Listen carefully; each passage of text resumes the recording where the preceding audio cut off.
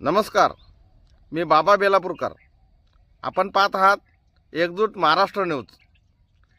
पैसा किती व कोठे खावा याच्या भन्नाट आयडिया सध्या महाराष्ट्र सरकारच्या मंत्रिमंडळातील अनेक सदस्यांना सुचलेल्या दिसतात. आता वाघांचे संरक्षण करण्यासाठी चक्क 1 कोटी शेळ्यांना जंगलात सोडण्याचा निर्णय सरकारला घ्यायचा आहे. या शेळ्यांना वाघांनी खाल्ल्यानंतर मानवी वाघ मोठा ढेकर देतील. त्यावेळी जंगलातील वाघ उपाशी आहे की जेवला आहे याची फिकीर कोण करणार? वनमंत्री गणेश नाईक यांच्याबद्दल महाराष्ट्राने अनेक गोष्टी ऐकल्या आहेत. त्यांचा काचेचा महाल नवी मुंबई शासनाने जमीनदोस्त केल्यानंतर तातडीने ते भाजपमध्ये दाखल झाले आणि झालेला खर्च वसूल करण्यासाठी त्यांना आयडियाची कल्पना सुचली. नाशिकमध्ये हजारो झाडांची कत्तल करण्याचा निर्णय जामनेरमधील एका मानवी वाघाने घेतला. त्यावेळी भाजपमधील आमदारांच्या खरोखरच शेळ्या झाल्या होत्या. महाराष्ट्र सरकारकडे इतका पैसा आहे की आहे ती झाडे तोडायची, त्या जागेवर नवीन झाडे लावायची, त्यामुळे जंगल तयार होईल. तर दुसऱ्या बाजूला जंगलातील वाघ मानवी वस्तीत येऊ नये म्हणून त्यांना खाण्यासाठी शेळ्यांची व्यवस्था करायची. त्यासाठी 1 कोटी शेळ्या खरेदी करून वेगवेगळ्या जंगलात वाघासाठी खाद्य म्हणून सोडायच्या.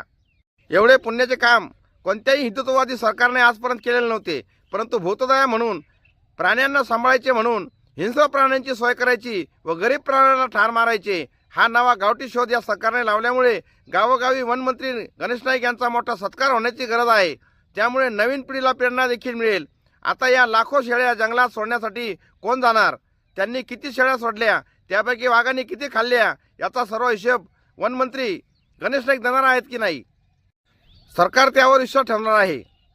सरकारकडे पैसा इतका आहे की तो कुठे खर्च करावा व कुठे नाही याची घाई मंत्र्यांना झाली आहे.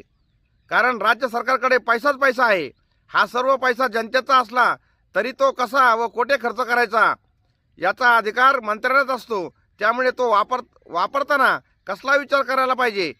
ज्यांनी स्वतःकरता वाघाची सोय केली ते गणेश नाईक वनमंत्री असूनही आजपर्यंत त्यांनी नाशिकच्या तपोवनातील वृक्षतोडी संदर्भात एक ब्रश शब्दही काढल्याचे कोणीच ऐकवत नाही. पण एका बाजूला वने नष्ट करणार असेल तर माझ्या लाडक्या बिबट्यांवर खर्च केला तर बिघडले काय असा कदाचित त्यांचा सूर असू शकेल. जंगलात 1 करोड शेळ्या सोडल्या काय आणि 10 करोड सोडल्या काय मोजायला जंगलात कोण जाणार? एखाद्या धाडसी पत्रकाराने तो प्रयत्न केला तर शेळ्याऐवजी वाघाला पहिला घास माणसाचाच मिळणार. प्रश्न फक्त एवढाच आहे की हा शेळ्यांचा खर्च जनतेच्या खिशातून जाणार आहे. जर वनमंत्र्याला वाघाची सेवाच करायची असेल तर त्यांनी आतापर्यंत कमावलेल्या संपत्तीतील 5-10% खर्च शेळ्यावर केला तर बिघडले काय? पण तसे होणार नाही. कारण आजच्या बाजारभावानुसार एक शेळी कमीत कमी 5 ते 10 हजाराला जरी म्हटली तरी 1 करोड शेळ्यांसाठी 5 ते 10 हजार करोड खर्च येणार असे आहे.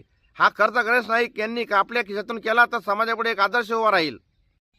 जर राज्यातील एक मंत्री जंगलातील वाघ वाचवण्यासाठी आपल्या कमाईतील मोठा खर्च करू लागला तर त्यामुळे त्यांच्यापासून प्रेरणा घेऊन दुसरे मंत्री गिरीश महाजन कदाचित सो खर्चाने जेथे जागा दिसेल तेथे झाडे लावायला सुरुवात करतील.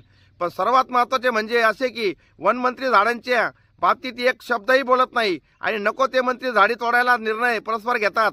महाराष्ट्राच्या मंत्रिमंडळात काम चालले आहे हे मुख्यमंत्री देवेंद्र फडणवीस यांना देखील कळण्याचे झाले आहे. बाकी दोन्ही उपमुख्यमंत्र्यांना काही देणे घेणे नाही. त्यांना उपमुख्यमंत्री पदाची खुर्ची दिली व त्याची ऊब घेऊन ते शांत बसले आहेत. वनमंत्री नाईक यांनी म्हटलंय की बिबट्या हा प्राणी केंद्रीय वन्यजीव संरक्षण कायद्याच्या शेड्यूल 1 मध्ये असल्याने कार्यवाही करण्यात मर्यादा आहेत. त्यामुळे बिबट्याचा समावेश शेड्यूल 1 मधून शेड्यूल 2 मध्ये करण्याची विनंती केंद्र शासनाकडे केली आहे.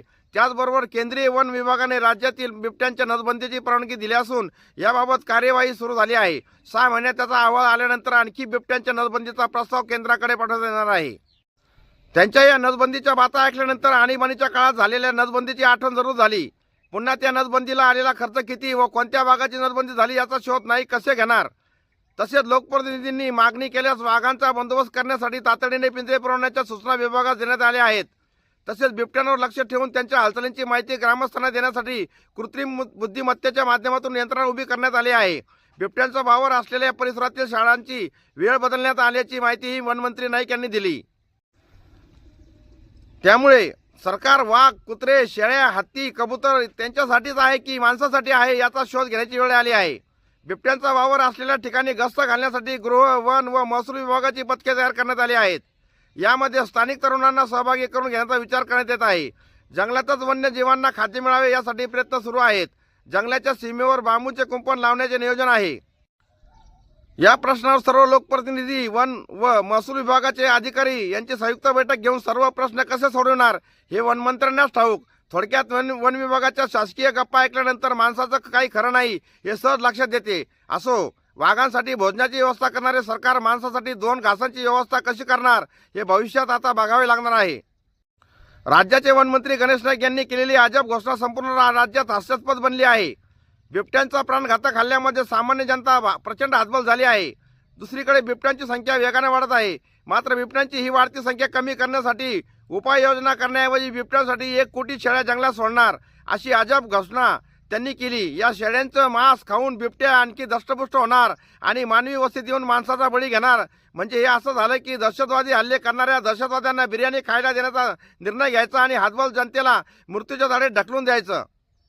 बिबट्यांना खाण्यासाठी शेळ्या सोडण्याचा असा भंपक निर्णय घेत असताना मुख्यमंत्री देवेंद्र फडणवीस नेमके काय करतात हे समजत नाही.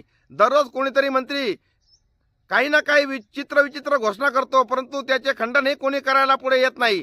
त्यांचेच लोकप्रतिनिधी म्हणतात काय झाडी, काय डोंगर, काय हाटील, आणि दुसरे मंत्री मात्र नाशिकमध्ये झाडांची कत्तल करायचा निर्णय घेतात, तर एक मंत्री वाघांना जीव लावण्याचा निर्णय घेतात.